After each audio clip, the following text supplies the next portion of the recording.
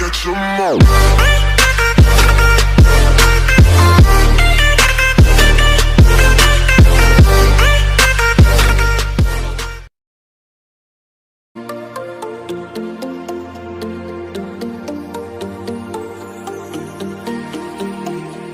Assalamualaikum warahmatullahi wabarakatuh.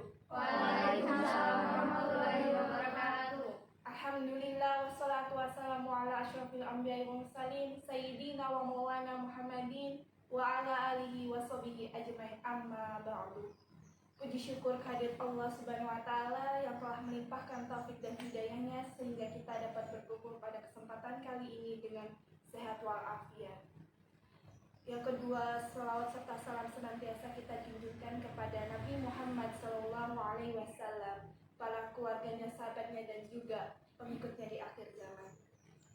Marilah kita senantiasa menjalankan ketakwaan kepada Allah dengan sebenar-benarnya takwa, dan marilah kita pertahankan ketakwaan kita hingga akhir menjemput. Allah Subhanahu wa taala yang berfirman. Allah berfirman, "Ya ayyuhalladzina amanu taqullaha haqqa tuqatih wa la tamutunna illa wa antum muslimun." Wahai orang-orang yang beriman, bertakwalah kepada Allah dengan sebenar-benarnya takwa kepadanya, dan janganlah kamu mati kecuali dalam keadaan musyrik. Hadirin yang berbahagia, pernahkah Anda memuji Allah saat memperoleh rezeki dari arah yang tidak terduga? Atau pernahkah kalian semua memuji Allah Subhanahu wa taala saat berhasil melalui kesulitan? Bila kalian pernah mengalaminya, maka sesungguhnya apa yang Anda lakukan hanyalah salah satu unsur dari perbuatan syukur.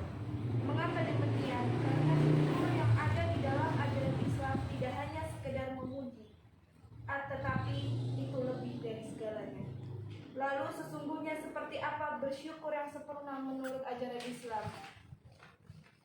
Di dalam agama Islam, bersyukur itu tidak hanya diucapkan kepada Allah, tetapi bersyukur itu yang pertama adalah dengan apa itu? Dengan hati yang enggak. Di dalam agama Islam, bersyukur itu tidak hanya diucapkan dengan lisan, akan tetapi bersyukur itu yang pertama adalah dengan hati, yang kedua dengan lisan, dan yang ketiga adalah dengan perbuatan.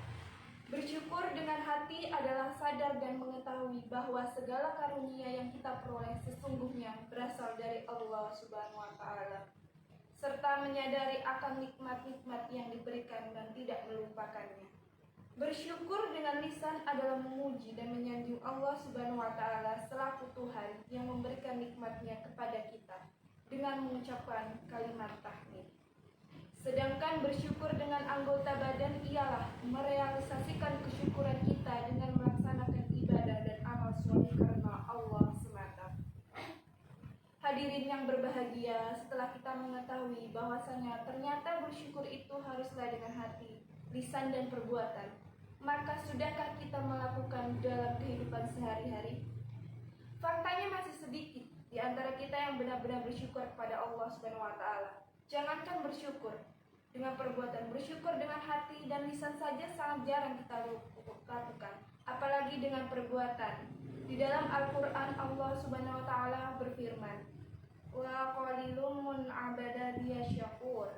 Sedikit sekali dari hamba-hambaku yang banyak bersyukur. Quran surah Saba ayat 13. Pada ayat di atas, Allah sendiri yang menyatakan bahwa hambanya yang banyak bersyukur itu sangatlah sedikit, dan memang demikianlah faktanya. Buktinya masih banyak di antara kita yang lebih banyak mengeluh dibandingkan ingat dan menyadari betapa banyaknya nikmat yang Allah berikan. Kita selalu menuntut ini itu dan mengeluh dengan menyalahkan keadaan, sehingga kita lupa, tidak sadar bahwa Allah telah memberikan banyak hal kepada kita. Apabila hati kita saja belum mampu menyadari nikmat-nikmat yang Allah berikan, lalu bagaimana mungkin kita bisa bersyukur dengan lisan dan perbuatan? Hadirin yang berbahagia yang dirahmati Allah, saya yakin dan berhusnuzon bahwa banyak di antara kita adalah orang-orang yang rajin beribadah dan senantiasa beramal soleh.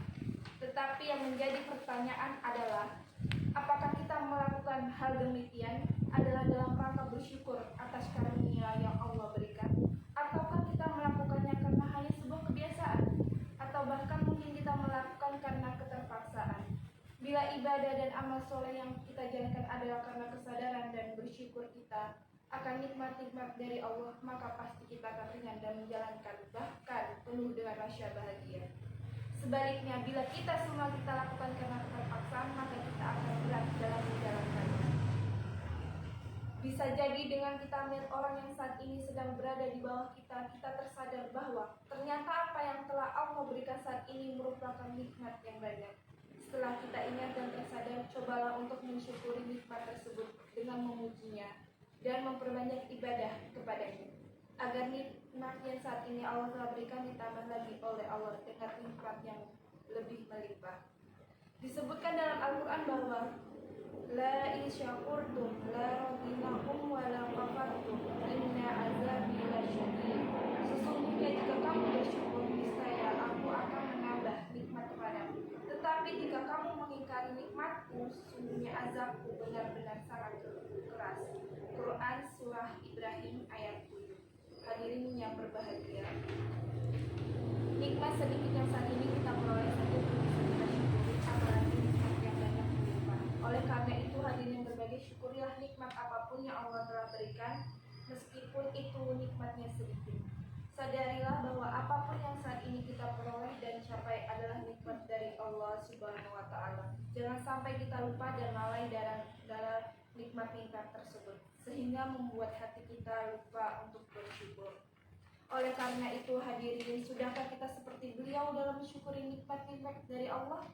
Sudahlah kita bersyukur dengan hati, lisan, dan perbuatan kita? Apabila belum, marilah kita berusaha untuk senantiasa bersyukur atas nikmat apapun yang diberikan. Demikianlah ceramah tentang bersyukur beserta dalilnya yang dapat saya sampaikan. Semoga ceramah kali ini mendapat ridho dari Allah Subhanahu wa Ta'ala. Kurang lebihnya mohon maaf. Assalamualaikum warahmatullahi wabarakatuh. Waalaikumsalam